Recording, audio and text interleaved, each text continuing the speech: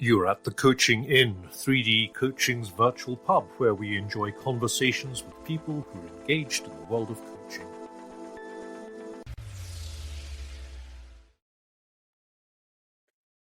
Hello and welcome to this week's edition of the Coaching Inn. I'm your host, Claire Pedrick, and today my guest is Chris Hewitt. I'm going to ask Chris to introduce himself in a minute, but first of all, just a reminder, if you subscribe or follow the Coaching Inn on your favourite podcast platform, you'll get every new episode as they drop. Plug over. Chris, welcome. Thank you. Hello. Lovely to meet you and real privilege to be on this podcast. Well, you came to the Coaching Inn because one of my colleagues met you and said you must interview Chris at the Coaching Inn. So your LinkedIn profile made me smile. It says you're a business and personal coach. Tell me your actual journey. Crikey. I think the journey to coaching is best started probably 10 years ago. And at that point, I was chief exec of a trade association, local trade association. And it was a trade association for general medical practitioners, GPs in county in the Midlands. And it was, I suppose I'd been a burnt out GP. I'd burnt out as a GP about 5 years before, and I'd had about 6 jobs in that 5 years before becoming a chief executive. I was really stumbling around what to do. And I met a guy who was reviewing our local hospitals and care systems, and he was looking at the emergency care pathway. And he was a real guru, and he was spending 3 months in the area interviewing nurses and patients and doctors and all sorts. And he wrote his report, and it was brutal. It was kind of saying loads of things in the system were broken, loads of processes were broken, but he also described broken people. And the phrase he used was loads of good people working really hard with a sense of learnt helplessness and learnt hopelessness. And I just thought, wow, he's saying really powerful things, and I don't understand these things. And I knew that feeling, but I didn't know what it was. I got my head around burnout in the previous 5 years and done research and postgraduate studies on burnout, and finally realised what had happened to me. But I didn't understand why within a system that we need, we weren't supporting people, we weren't helping them with basics, but also with supervision, coaching, mentoring, all these things that I had started to enjoy as chief exec of this trade association. And so I started to roll out various offers for members of the trade association, coaching offers, mentoring offers, etc. And there was a lot of resistance to it from a lot of people who were damaged from wanting to rescue and fix and mend, wanted to be a mentor, wanted to be a coach, wanted to fix and mend, but weren't really taking it on for themselves. And I just couldn't get my head around it. And I still didn't really know what learned hopelessness and learned helplessness meant at that point. And I came across a very experienced coach. I was recommended to meet with her, Kim Morgan, and I had a fantastic conversation, really, really powerful conversation. One of those conversations you think, wow, that was when I thought, right, I'm going to go this way instead. I'm going to take this road. Kim shared a book she'd written,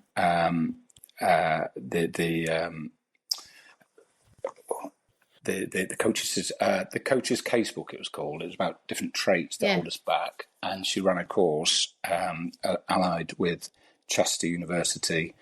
So it was a really good course with International Coaching Federation accreditation. And I just loved it. The course was fantastic. People from all sorts of backgrounds, people from different stages in life. And I just thought, oh, I've met my tribe. This is fantastic. Finally, all these years later. And I began to start being really interested in the kind of things like learned hopelessness and drama triangles and the games people play and all these sort of things. And during my own coaching, I'd had, various coaches, various experiences of profiling and MBTIs, Myers-Briggs, and colour insights and all sort of thing. But I was always struggling to think, there's all these tools and it's all too hard and I'm never going to be good enough. And, as a doctor, you get lots of certificates and you diagnose things and you get appraised and you get monitored and you think, right, I can do this now. And I think I've had all these decades of training. As a coach, I never felt good enough. And I think your books, the prequel, The Human Behind the Coach, and the course, you mentioned your colleague, very kindly recommend I might be good to interview. Sue Blanche ran a facilitated course for action learning sets with 3D. And it was that was mind-blowing as well. That was like that first coaching course. It was just really empowering and a real reboot to sort of say, keep it simple, stop, don't just to learn to listen, learn to focus, learn to be with people, to serve them. I think that, my background and a lot of the dysfunction and perhaps the cause of my own burnout was this drive to fix and to mend and to strive and do good and all that. Whereas just being and just listening and just serving just felt so much more sustainable and more powerful, because rather than saying, here's your diagnosis, here's your treatment, do this, do that, don't come back unless you absolutely need to. That's very different to how can I serve you? Or, I don't need to listen to understand you, but if you want to listen to understand yourself, then I can be a sounding board and be that person on the back of the, a bike as a stoker, sort of pushing you when the hills getting tough, as opposed to thinking I've always got to be steering and I've got to be the one driving, even if I've got passengers, get on board and I'll drive you somewhere. It didn't. It was good. It was a bumpy ride in my first career, but my other thing, coaching, is the thing that really brings me joy. I find it really, really powerful. You remind me as you're talking, Chris, of something that the doctor Rachel Remen said, the palliative care doctor. Oh yeah, she said something like, "To fix and to serve is to see other people as weak, and to create a distance." This isn't quite right. You cannot serve at a distance. You can only serve that to which you are profoundly connected. I was reminded of a quote by her just the other day. It's, when you help, you see life as weak. When you fix, you see life as broken. When you serve, you see life as whole. So this idea that it's more from you, it's more from your soul. I think that serving, and I think one of the things with a lot of nurse training, midwife training, doctor training, dentist training is it's often in a medical model of something's broken, go out there and fix things. Whereas serving is much more nuanced, but much more satisfying somehow. And I think noticing and serving is the bit that chimes from the work you share on this podcast and in your book. I find that much more powerful as working as a coach, and to know I can use and access tools is great, but actually just sitting back and saying, right, the best way to serve this person is just to listen to them and find out what they need to talk about. Because there's nothing more extraordinary, is there, than feeling truly heard. I made a little note in my diary the other day, and it said, they are heard, they feel heard, they are and feel deeply heard. And I was just thinking that there are different levels to how heard we feel, aren't there, depending on how attentive the other person is to us. I think so. And I think that's one of the challenges in the world we live in, is that there's so much noise and things for our attention, and the norm is to transmit now. I think I'm not saying that may have always been the way, but we've lost some of the old-fashioned etiquette of taking it in turns and saying, listening for the answer when we say, "How are you? How are your children? How's the family? How's your job?" It's very much our profile and what we say and how many likes we've had or whatever, and that means I think there's a lot of fear and isolation out there because people don't feel anyone's listening or really getting a sense of their feelings and what they're going through as an individual. And I think that's why, there's a great need for therapists and for coaches. People need to reflect on how they got to where they are, but also looking forward. That I think they don't know who to talk to, and often, and I don't think people understand what good coaching can be like. And I think that sense of being heard when you've had really, really powerful coaching, really powerful supervision is very hard to explain to someone, but it lands somewhere very deep. That being heard, I think. Yeah. So many ways to go. Can we just pick up that thing that you said about learned helplessness and learned hopelessness? I was in conversation with somebody yesterday, and we were talking about the fact that often in organisations there are organisational cultures where people have learnt to not to learn, and where coaching is a tricky intervention, because when you ask somebody what they'd like to think about, they don't know, because they've not been invited to think at work for a very long time, if ever. I think so. I don't think many of our organisations are learning organisations, and I think a lot of our organisations want compliance and productivity, and there's a group think, whether you're at the top board level, director of finance or chief exec, or whether you're down at floor level, at the front desk or answering the phone or mopping the floor, whatever. I think there is you comply, you're productive, and you don't complain, and that means lots of opportunities are missed by the organisation to learn and say, how can we improve this? We keep making the same mistakes and get the same complaints from people using our service or our organisation, but people on the ground know the answers and we're not listening to them. And I think if you're not listened to, you just lose the muscles, and you get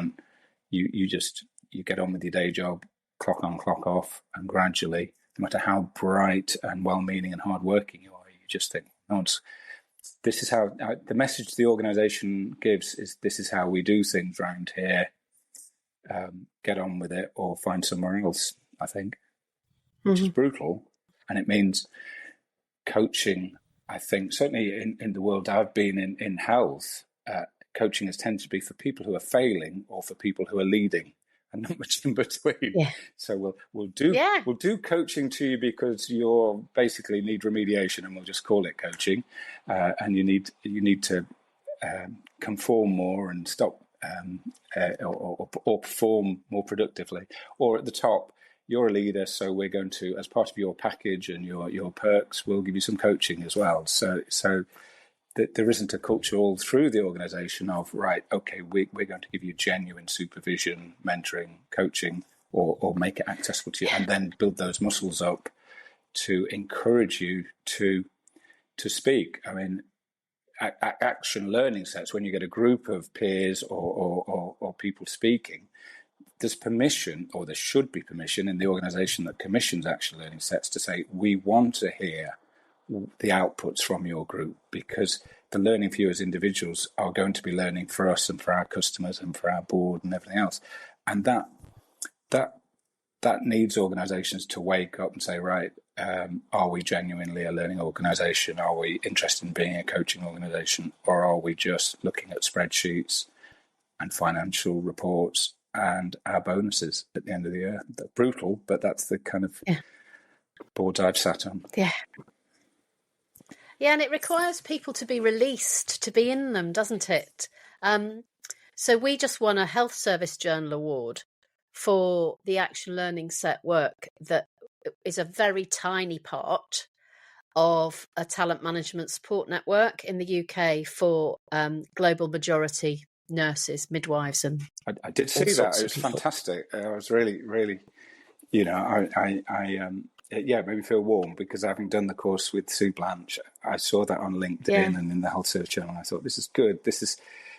People are starting to accept the benefits of action learning sets and coaching and all sorts. And I was, in fact, as a side issue, it made me think, oh, here's another phrase I don't know. Global majority. I saw that when you won the award, and I thought, I don't actually know what that phrase means. And I read it up, and I looked back, and I did the etymology and find out who claims to have invented that phrase. And I thought, you know what, this is good, because every day you wake up, you see something new, and then you think, cracky, I didn't know that. Right, that's something I now will put in my toolkit.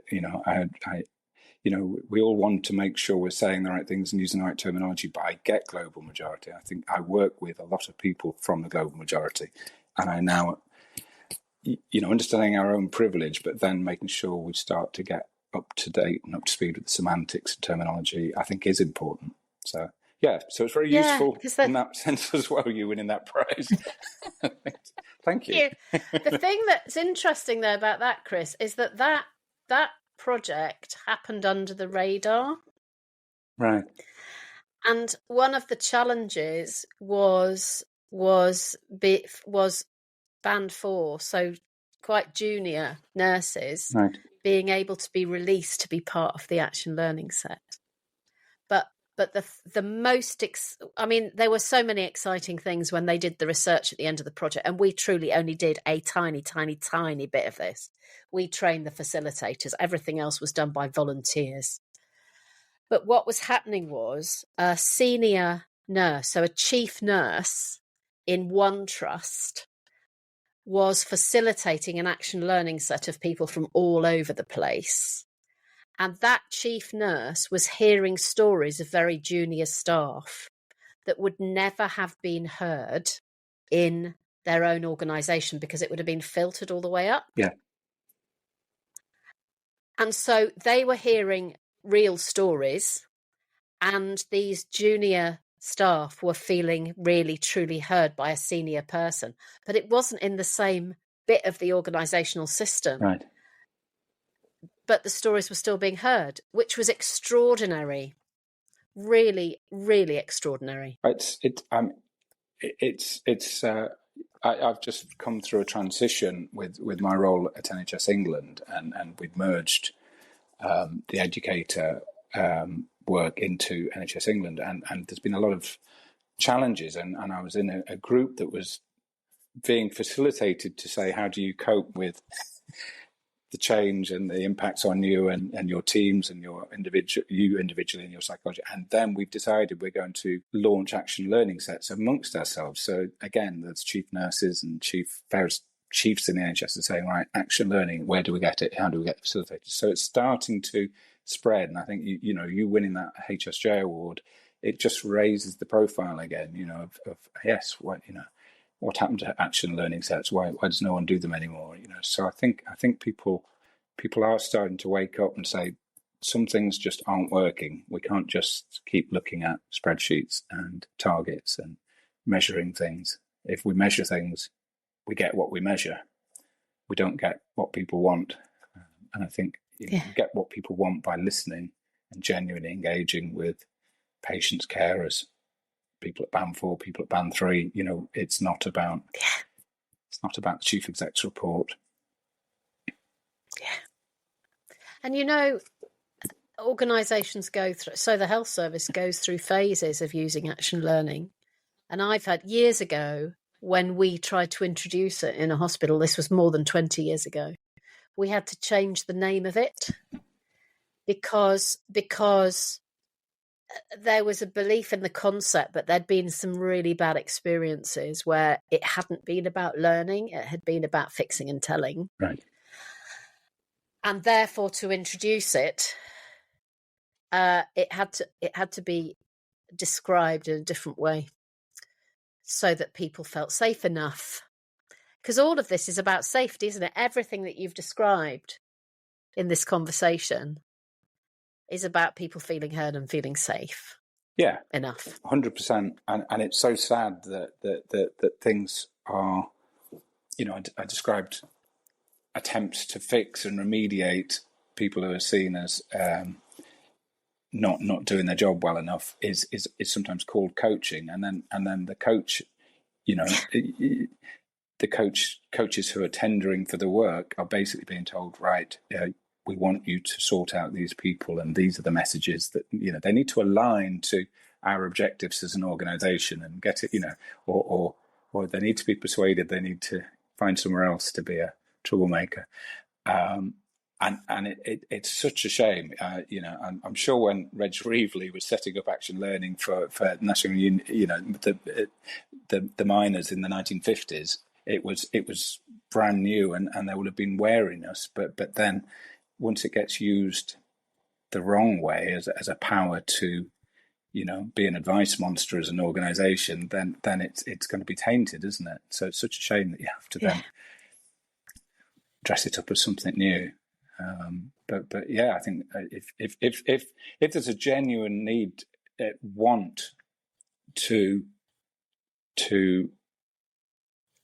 sort things out and improve things, then I would hope the facilitators and the coaches would be given more free rein to say, right, let us do our thing rather than work to your mandate. Yeah. And that takes courage. Yeah, and it's declining work, I suppose, as well, isn't it? If you say no, this is not what we're offering here. Find someone else. That's potential income for someone trying to run a business or their own freelance work. Exactly. As you've been talking, I've been noticing in myself a kind of dissonance in what you're saying. You described the advice monster. There's some heavy words that have been used, and then the coaching, of course, is quite different from that, isn't it? Because there's a lightness and a trust and a depth, but a lightness. And I just wonder whether organisations see more value in the heavy because they can see it, feel it, touch it. I think so, and I think. It's interesting. I've worked with quite a lot of people who come from other organisations and sectors to work in health. They've come from city finance, banking, and supermarkets, and all sorts. And when you're having a candid cup of coffee with someone and quiet work, they often say things like, "This place is brutal. This place is really. I've never come across such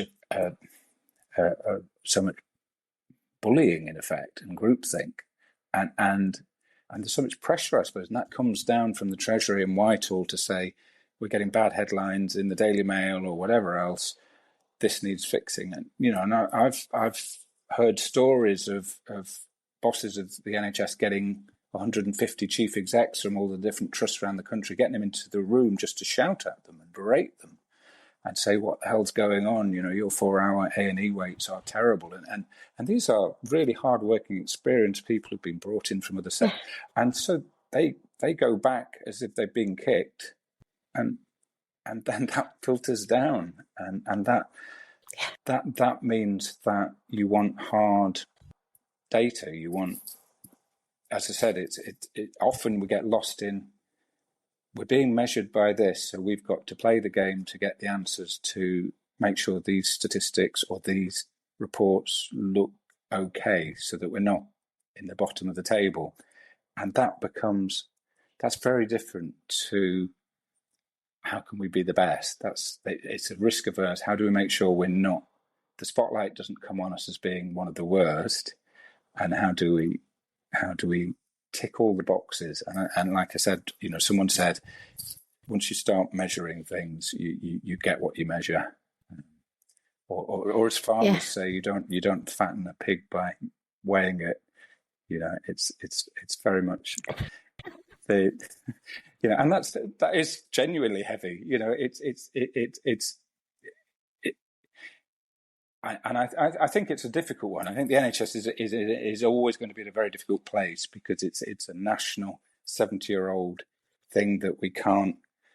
It's a religion, it's a cult, and it's very difficult to breach that. And when you find, I ran some action learning sets when I was chief exec with other chief execs of local medical committees, the trade association I was in, and she ran action learning sets for 6 of us who were chief execs, because I said, I don't know anyone else doing this job, grappling with the same sort of issues, and I got this action learning set. But again, it was a chief nurse who'd been persuaded that action learning was great because she'd experienced it herself because she was a chief nurse. And again, that's often where action learning starts. It's right, let's go to the board and see if we can help them, and then let's get the matrons in and see if we can help them. So it's an interesting one, but it is really hard, and I would say I'm very passionate about, and it's very, very easy to want to fix things, and previous iterations of my working life, it's been right. I'm going to be strident. I'm going to be active. I'm going to go on the radio. I'm going to go on telly. I'm going to publish this. I'm going to write that. I'm going to, and I would make people. I'd find people who I saw as heroes, ask them to mentor me, and think, right, I'm on the way to being great and doing things and fixing it all. And it doesn't work. Didn't work for me anyway. And I think I've been reading some work by a guy called Avram Alpert, and it's about he published a book called The Good Enough Life about 2 years ago. And that's the moment where the tech failed. So Chris and I went on to talk about when he's facilitating an action learning set or doing a one-to-one. We talked about his fixing in his DNA and how he kept the fixer out of the room. And he talked a lot about different ways that he did that and described quite how many things are going on in his head when the fixer is emerging for him and he's trying to work out what to do with it. That's a lot of multitasking. And that's true for all of us, isn't it? So much is processing. I've got this piece of advice. It's a good piece of advice. I must offer it. No, you mustn't. Yes, I must. No, I mustn't. How are you not going to offer it? You just offered it. Stop it. Now, what are you going to do? All of that is a huge amount of mental processing that in that period, we're not truly listening to the other person because we're too busy. And I talked to Chris about his work as he moves forward and got his contact details, which are in the show notes. What a pleasure it was to talk to Chris. And given that a tree had fallen down his village and his broadband had gone, I think we did a really good job. But really grateful to Chris for coming to the Coaching In, and for you. What a pleasure to talk to him. And if you listened to the episode and enjoyed it, do remember to subscribe or follow. And the episode is on YouTube, where you can see the crashing out bit with the tech. Enjoy your evening, your day, your week. Thanks for listening. Bye-bye. If you've enjoyed what you've heard today, we'd love you to share the podcast with a friend or leave a comment on social media. And if you'd like to become a regular at the Coaching In, you can subscribe on Podbean and all major podcast channels. We look forward to welcoming you next time. You've been listening to The Coaching In, 3D Coaching's virtual pub. For more information, check out 3dcoaching.com.